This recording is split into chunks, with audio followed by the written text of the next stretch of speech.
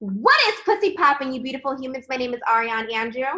I'm Matt Dillon, and welcome to another piping hot episode of Sippin' the Tea, Quarantine Edition, ladies and gentlemen, where we sip some tea and I guess what, Ari? Spill that tea. Dang, you left me hanging. I left you hanging, girl. Rude. I'm sorry. We got Miss Mama here. We have little glitty glit over here. And today's guest, ladies and gentlemen, I'm really excited about Molife Kumona. He's the online editor and head of digital at Condé Nast South Africa. I think in a time that we're living in, the creation and storytelling has adapted and changed, and I'm so excited to welcome you, sir. Thank you for joining us. Thank you so much, Matt and Ari. Thank you for having me on the show.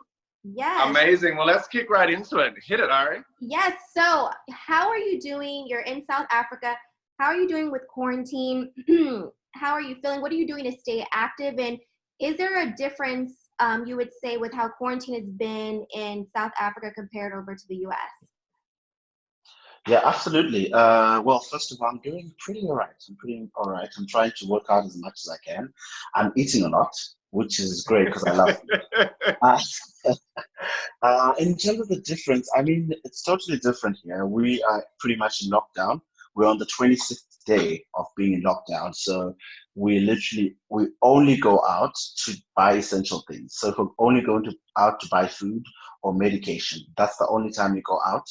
And the only other people who are out are probably people who are essential workers, just like I think on your side, which will be like people who work in supermarkets, the doctors and nurses, perhaps Uber drivers here and there, but generally everyone is indoors, everyone is staying at home and working from home for those who can work from home. Okay. It's very interesting. I mean, let's delve into you being able to, obviously, with the digital aspect of what you do, being able to work from home.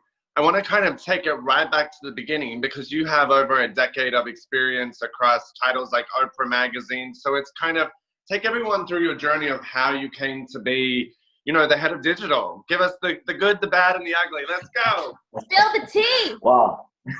Oh yeah. Well, it's been a longish journey. Pretty much started out as having a passion for being in media. Got a degree. Then I literally sent emails to almost every publisher I could think of to get an internship. Finally got an internship. After getting that internship, I was there for perhaps a month. Then I got a contract, which was Real Magazine. Almost a decade ago. Then I started working with Real Magazine.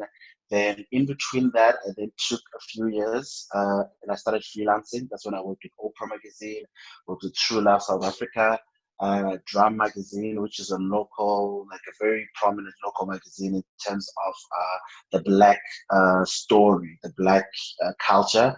I was online. I initially started there as a journalist, then I became online editor.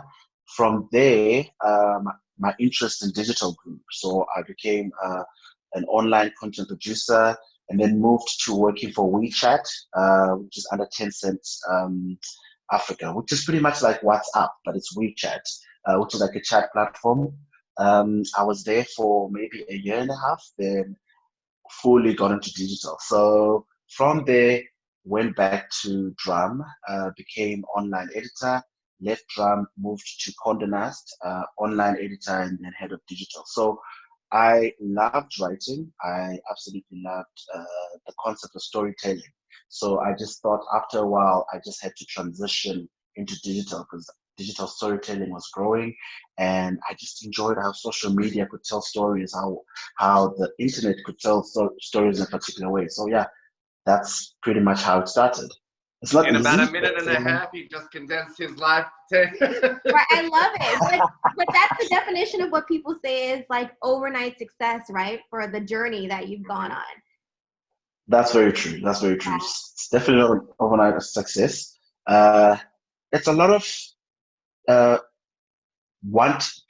it's a lot of dreaming, a lot of putting in the work, a lot of shooting your shots, and a lot of having audacity to be like, okay, I could do this, I could try this, I could go on for it. And then the world opens up for you and boom, you're doing what you love.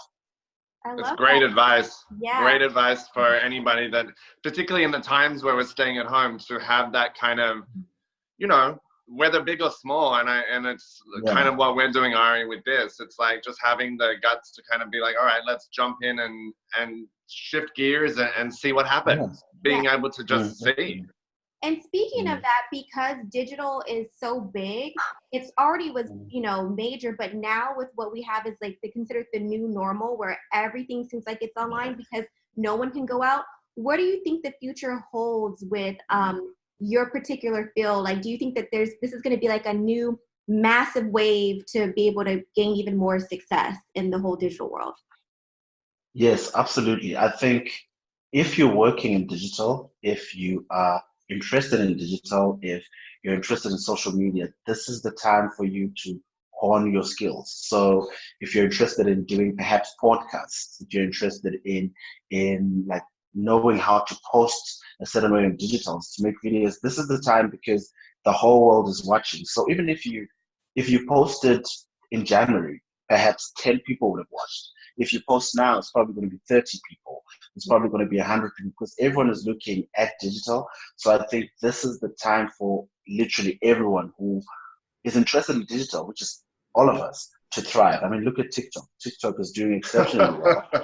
Everyone is on TikTok. I'm not on TikTok yet because right now I don't have the time.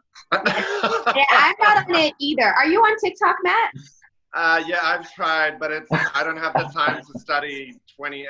If you're going to do something, I'm about doing it very well. Yes. So my thing is I'm going to need another 2 months of lockdown to really harness my skill set. But it's impressive. It's not for me, though. Not for me. Not for me either. That's so funny. I want to ask you a question about, the subject matter of storytelling and what have you, as it pertains to yourself. And I want to talk about, the fashion industry, in South Africa and maybe on a global scale with like fashion weeks being cancelled and different things happening in, what we can expect in the future. Do you think designers and the world of fashion, will have to adapt in a huge way moving forward, being that, I don't think personally life will go back to normal where we're going to front rows in South Africa, Paris, Milan. How do you think that's going to change moving forward? I think a lot more designers will have to have online presence. So I think there's going to be a lot of whenever lockdown finishes, whenever this all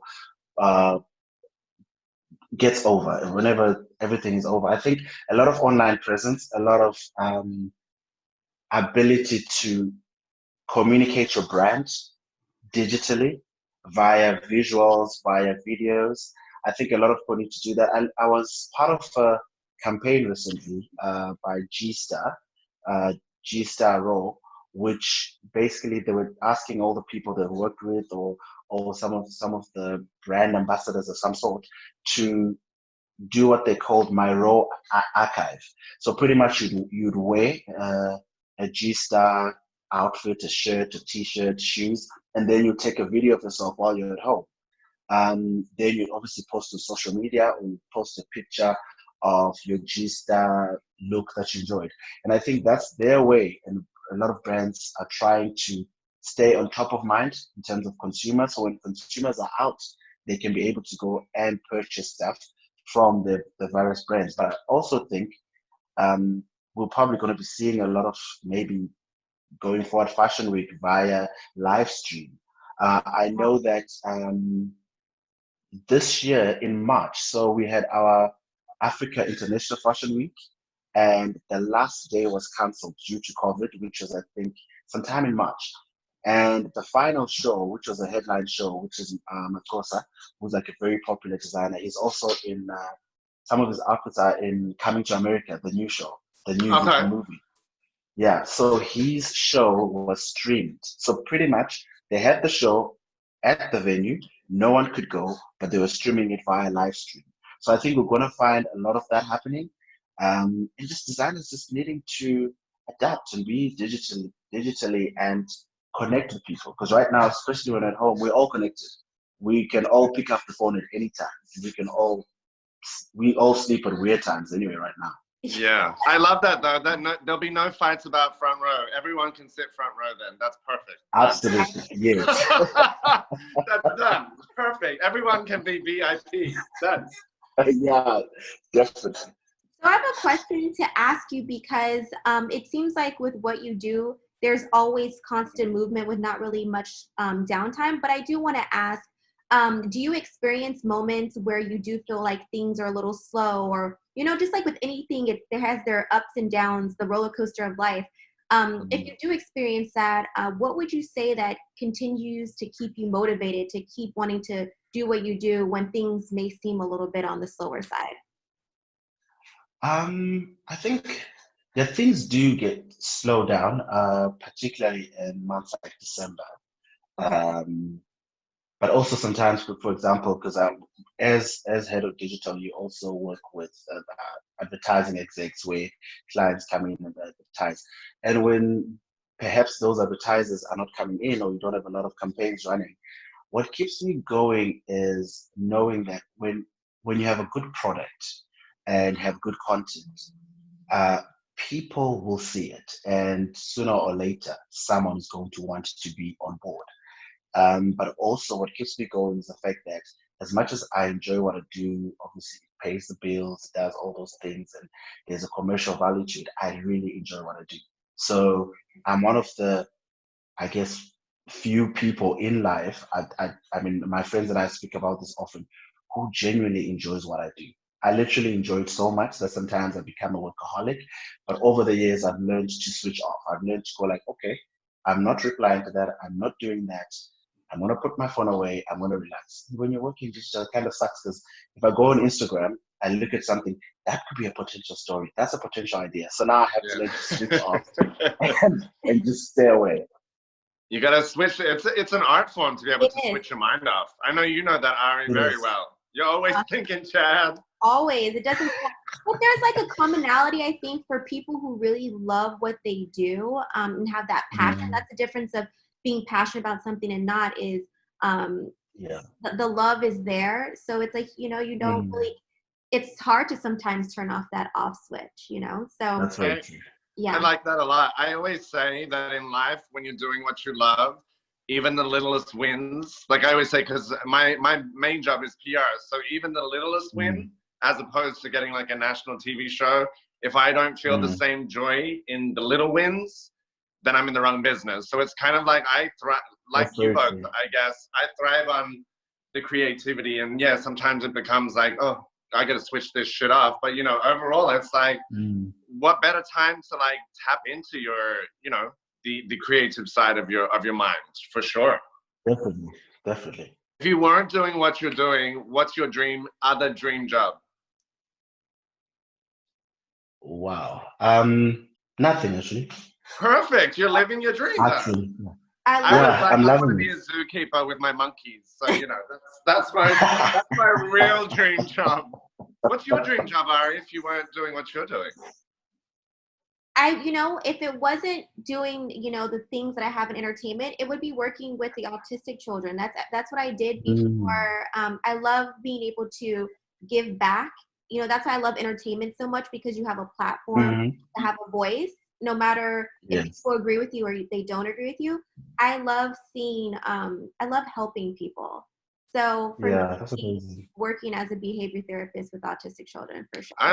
I knew you were gonna say that, Ari. I was like, I know exactly. I love that. I want to before we wrap it up, because Ari, you just touched on something using your platform, and you had mentioned previously as a black man. I think, Mm, what's your take on how important it is to use your voice to inspire through the work that you do? How important is that for you know the young people jumping onto GQ, the young boys, the young mm, women on Glamour? I just want to I mm, thought it'd be mm. nice to wrap up on what that holds for you in your heart, why that's so important. I think for me the most important thing. So here's how I got into to media or magazines. The long and short of it. I was on a trip. So I'm originally from Zimbabwe. I've been in South Africa for I think 11 years. So I was on a trip back to Zimbabwe and I was on a bus. And then we stopped. And then I went into a store and I saw all these magazines. And I picked up Real Magazine, which is the first magazine I started working for. And I picked up this magazine and I read the stories. And what was very interesting is that the stories, even though there were celebrities, there were normal people, they had a voice of saying, you're not alone. So they had a voice of saying, whoever is going through, someone else has gone through it. So for me, that was instrumental in me deciding to get into media, because I thought to myself, if I do whatever I do, whether be it interview someone popular, whether be it work with a campaign, whatever, I'd like someone else to see that whatever their dream, no matter how ridiculous, they're not alone. So I think most of what I do, even when I choose people to interview with some of the live chats I've been doing, it's pretty much to look at, okay, and when we speak, I ask things like, okay, what did you go through? What happened? How did you stay on course?